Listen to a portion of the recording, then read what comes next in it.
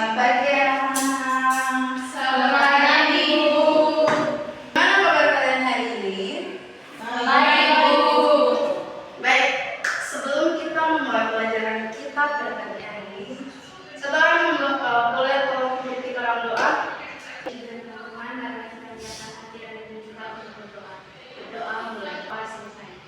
Baik, terima kasih Adik Jimmy yang sudah membawakan kita dalam doa. Sebelum kita memulai pelajaran kita, Ibu akan absen terlebih dahulu. Oleh sebab itu, anak-anak tolong dengar supaya namanya tidak terlewat.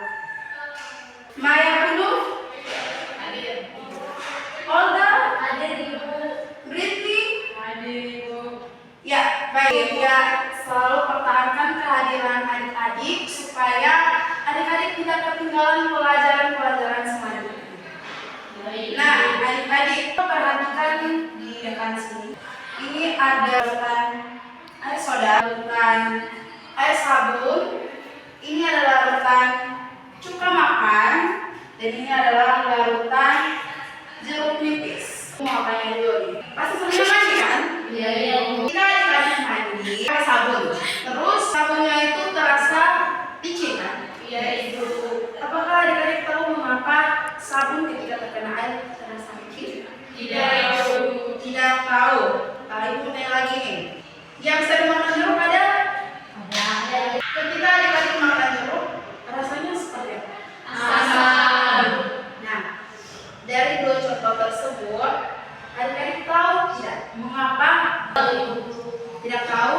Iya Ibu. Nah, karena adik-adik semua tidak tahu, maka hari ini kita akan sama-sama mempelajari mengapa hal tersebut terjadi, dan itu sesuai dengan tujuan pembelajaran kita pada pagi hari ini. Nah, jadi adik-adik kita akan sama-sama mempelajari pengertian asam dan basa berdasarkan teori-teori dari Arrhenius, Bronsted-Lowry, dan juga Lewis. Lalu yang kedua, kita akan sama-sama mengidentifikasi larutan-larutan yang ada di depan ini menggunakan indikator seperti kertas lakmus dan juga pH meter. Dan juga yang terakhir, kita akan menghitung nilai pH dengan rumus yang sederhana. Apakah adik-adik semua mengerti? Mengerti Ibu. Ya, baik anak-anak, sebelum kita masuk pelajaran kita selanjutnya, Ibu akan terlebih dahulu menunjukkan video tentang fenomena hujan asam yang terjadi. Adik-adik sudah pernah merasakan hujan asam? Belum. Belum ya? Kita belum pernah merasakan hujan asam itu, tapi mari kita sama-sama belajar teori dan juga kita sama-sama mengetahui apa itu hujan asam melalui video yang akan Ibu berikan kepada kita agar kita tonton bersama. Dan juga dalam LKPD yang sebentar dibagi ada artikel tentang hujan asam. Jadi kita akan sama-sama mempelajari apa hubungannya teori asam basa dan juga hujan asam di dalam kehidupan kita sehari-hari. Karena kita keterbatasan proyektor, jadi kita sama-sama nonton saja dari laptop. Hujan asam tidak Untuk baca ya sudah. Baik Ibu. kandungan asam nitrat dan sulfur dengan tingkat yang cukup tinggi. Hal ini akan membuat air hujan memiliki tingkat pH 4. Lalu apa yang terjadi jika hujan asam yang turun? Memang benar bila hujan asam tidak akan membakar atau membuat diri kalian terluka. Namun, ibu untuk melakukan fotosintesis. Oke, sampai di sini saja videonya. Jadi tadi dari video yang sudah kita tonton bersama, apa yang menyebabkan terjadi hujan asam? Ada yang bisa bantu menjawab? Ya, silakan. Astin.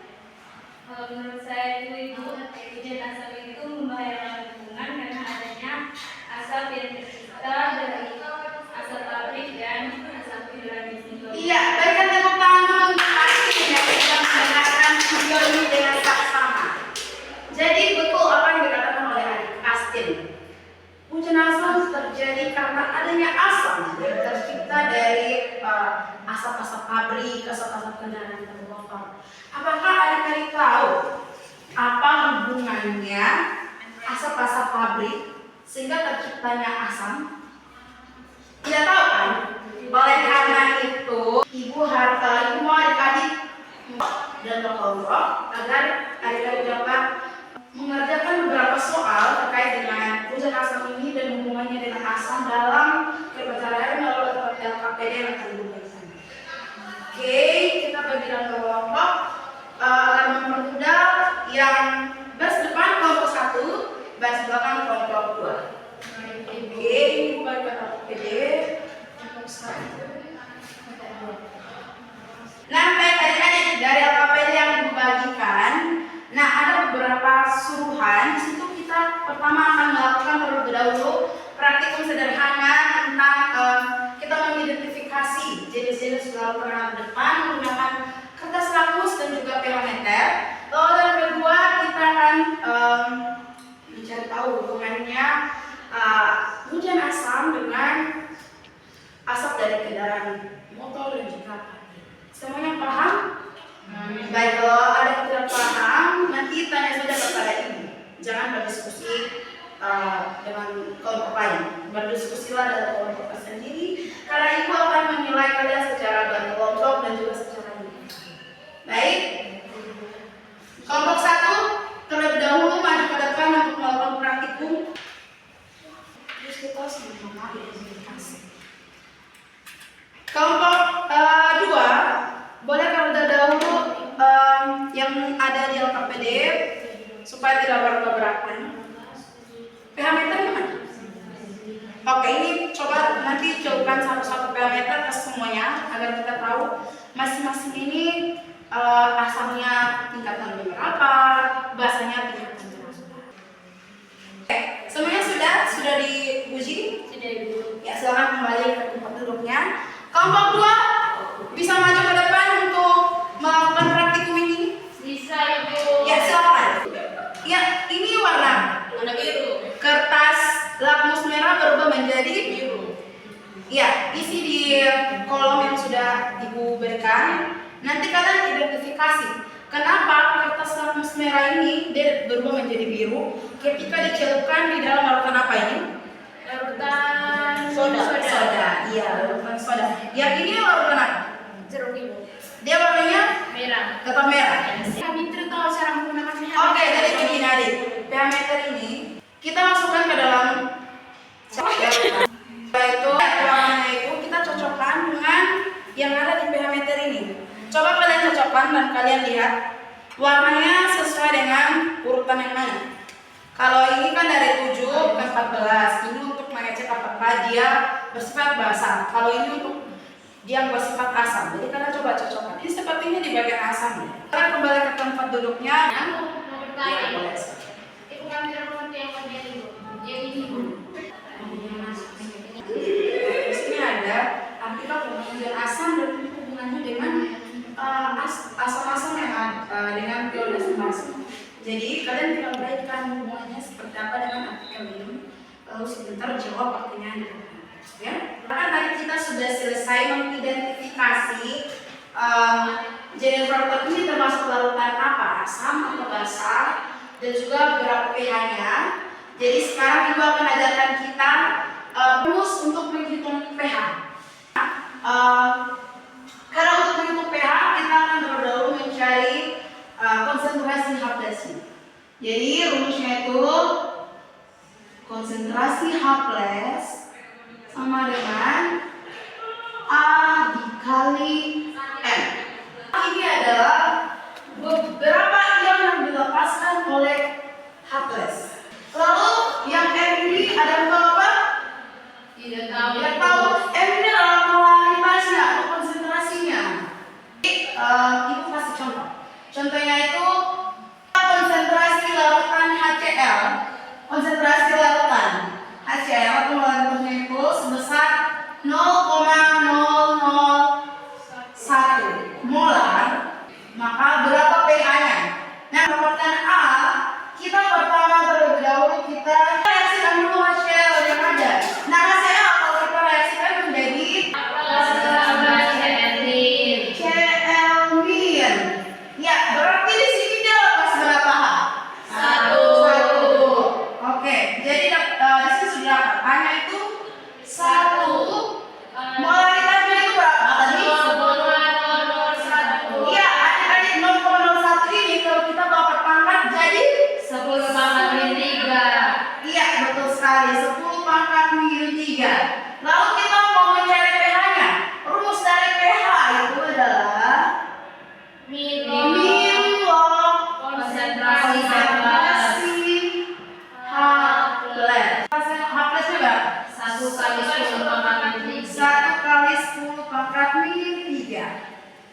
Jadi hasilnya 10 pangkat 3, hasilnya adalah 3. Ya, seperti ini. Sekarang kelompok 1 bisa mempresentasikan hasil diskusinya. Oke. Kita berikan tepuk tangan dulu untuk kelompok 1. Baik, jadi adik-adik, kalau berdasarkan hasil kerja kelompok 1, kalau kita lihat HCl-nya jumlah molarnya itu 0,01. Terus pH-nya 2. Apakah betul? Betul ya, karena sesuai dengan contoh soal yang tadi diberikan, itu pengerjaannya hampir sama dengan yang dikerjakan oleh kelompok 1. Nah, sekarang kelompok 2 bisa mempresentasikan hasil diskusinya. Pertama ada 4 larutan. Larutan pertama itu air jeruk nipis dengan warna lakmus yang kami gunakan pertama yaitu lakmus merah, dia berubah menjadi merah, kemudian lakmus biru berubah menjadi merah. Terus pH universalnya itu kisaran 2 sampai 3, yang berarti dia bersifat asam. Ya, terima kasih. Ya, baik, kita berterima kasih kelompok 2. Larutan jeruk bersifat Asam. Ya, benar sekali. Larutan jeruk apa yang bersifat Basa. Yang asam itu dia menerima, sedangkan basa dia yang pendonor. Sedangkan kalau dari Brostad-Lowry dia mengatakan bahwa asam itu yang pendonor, sedangkan yang penerima itu yang basa. Kalau menurut Arrhenius, ketika dalam air, asam itu ketika dia melepaskan H+, sedangkan ketika basa dia menerima OH-. Jadi sampai di sini semuanya paham tentang teori asam dan basa. Kita menutup pelajaran kita. Salah satu boleh membantu ibu menyimpulkan pelajaran kita hari ini. Dari pembelajaran kita hari ini, saya dapat menyimpulkan bahwa hujan lemas sedikit asam karena adanya CO2 yang larut menjadi asam karbonat. Sehingga hujan asam itu terjadi karena polusi kendaraan dan pabrik. Dampaknya yaitu dapat merusak dan menghilangkan nutrisi dalam tanah. Iya, tepuk tangan dulu untuk adik-adik yang sudah mengumpulkan kesimpulan buat kita. Jadi adik-adik ketika gas-gas dari pabrik, gas-gas dari kendaraan bermotor bercampur, itu dia akan membentuk asam sulfat atau yang kita tahu H2SO4 dan juga membentuk asam nitrat HNO3 yang lebih kuat. Jadi ini sesuai dengan teori dari Brostad-Lowry, di mana kedua asam ini sangat gampang untuk melepaskan proton atau H+. Asam ini sangat merugikan kita. Asam dari H2SO4 dan juga HNO3 ini atau asam nitrat ini dia sangat berbahaya sehingga dapat merusak daun dan juga menghilangkan pH tanah. Baik, sampai di sini penjelasan ibu dapat anak-anak paham? Iya, untuk mengetahui sejauh mana adik-adik paham materi kita pada kuis bersama, evaluasi bersama. Ibu sudah menyiapkan beberapa soal terkait pelajaran kita dalam bentuk HUT. Dan soal yang terakhir, hujan asam terjadi karena gas titik-titik yang larut dalam air. Jadi hujan asam itu terjadi karena adanya gas dari pabrik, gas dari kendaraan bermotor, yaitu SO2 dan NO2. Selesai kuis kita, maka berakhir juga pelajaran kita pada pagi hari ini. Sudah sampai di penghujung pelajaran kita. Kita akan mengikuti kelas lagi di pertemuan berikutnya. Ibu ada titik tugas, nanti adik-adik bisa kerjakan. Ibu akan kirim dalam bentuk via WhatsApp. Boleh pimpin kita doa pulang sebelum kita mengakhiri pembelajaran. Selesai.